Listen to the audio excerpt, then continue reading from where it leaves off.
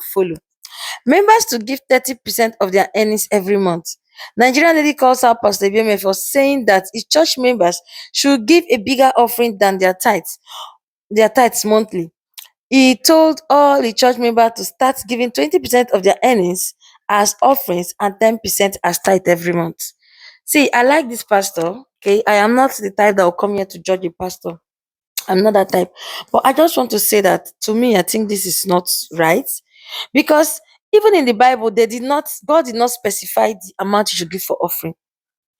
It's in the Bible, God said it's 10%, which I never really see for the Bible, but if I say then talk for Bible. Say 10% for tithes. But for offering, God did not say anything like that. It's what you have, you will give. You cannot force somebody. How can you say the person should come and bring 30%, that is 20% of tithe of offering, 10% of tithe? Meaning that if you are earning 100,000 naira, you pay 10% of tithe, which is 10,000 naira. 20% of offering, which is 20,000 naira. We have about 4 Sundays in we have about 4 Sundays in a month. 20,000 naira in 4 places. I beg, how much is that? Is that not 80,000? So how much go come still shall remain for the person's salary inside 100,000? So it will now be left with 10,000 naira. Now the 10,000 naira the person want to feed. That you are saying, because this same thing I'm trying to describe for you now, it's same thing with somebody that is earning 700,000. It's same thing with someone that is earning 1 million. It's same thing with someone that is earning 500,000. Like now, let's come back to it. If you say 10% of 500,000 naira, it's about 50,000, right? Then you now say 20% of 500,000. That's how much. You see? So by the time you calculate your offering finish, as in, like, I think this man did not calculate. He didn't really calculate it before saying this thing. Because if you are earning 100,000 naira, 10% of 100,000 naira is already what? 20,000. So 20,000 in 4 places for Sundays, except you're not going to go church sometime when you no get offering. Or maybe he's trying to say that your offering should be 20% of your income. Meaning that inside that 20%, you go divide the offering for the 4 Sundays. Then I can maybe understand. Meaning that each Sunday is going to be 5,000 if you're earning 100,000. Sure, guys, are you understanding the point? So me, I feel maybe that's what he was trying to say. But it doesn't really make sense. Because you see, the country is hard. Pastors should not try to make it harder. They shouldn't. I am not the type that would judge a pastor or call a pastor names.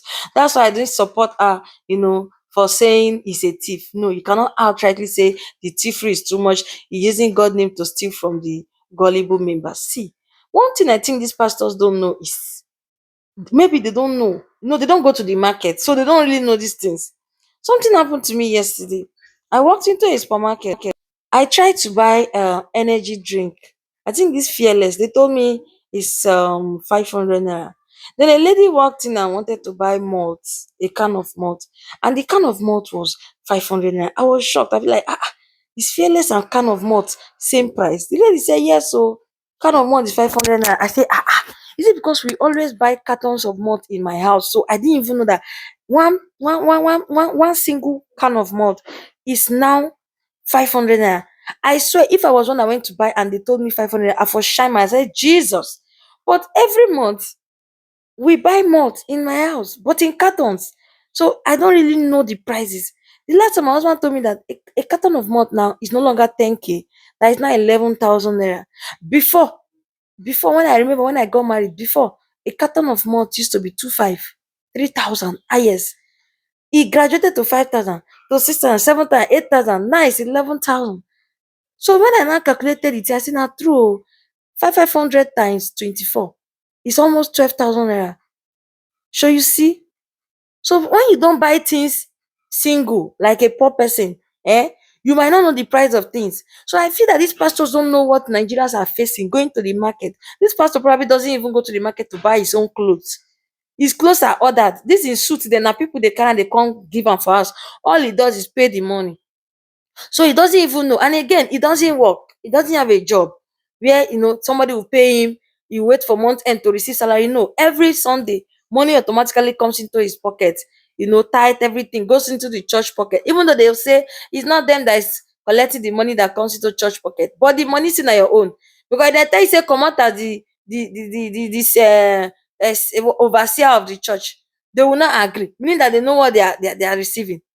If you tell any of dis our big big pastors, oya now, since you say the money of the church goes into the church account, you don control it, oya comot as overseer, make another person be the head pastor, then you be the junior pastor, or just be a pastor and be preaching there. They will not agree, they will not want to leave. So that's how we use in knowing that yes, they take from this our offering tithe, na im dey take dey buy car, all those things. Even though from their social media they make a lot of money, na still the same church members na im dey still follow una, so there is no difference. I just feel that the reason why this misconception is coming is because these pastors don't know how difficult things are. If somebody had told me a can of malt is 500 naira, I for shock. I thought it's still 250. Whereas I know that we are buying the carton in higher price.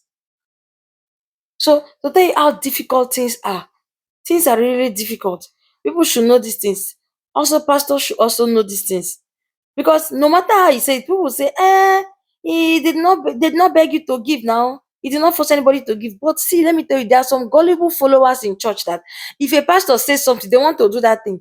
And they feel that if they don't give to God the way the pastor said it, they will feel that God will not bless them. They are praying for a miracle. And if maybe they are praying for a miracle to happen to their lives, and maybe they went to church and pastor says this thing, you will see that they will not start giving all their salaries to that thing. Whereas the miracle they are praying for need money to solve that miracle. But they rather carry out the money and go and give to church because they believe that if you don't give to God, if you don't give the way the pastor is saying it, miracle will not come to you. That's why you see people like that girl will come out here and say, come on, why all these things? The pastor should pity the people, they should pity the masses. She have a point though. The lady have a point. Because there are some persons that will go and follow this pastor blindly, and they will be begging their neighbors and friends and family members to support them, to give them food, whereas they are giving all their offering to church, all their salary they are giving to church because they want a miracle. And then you are going to beg your family member to give you, disturbing your family members abroad. Anyway, guys, bye for now.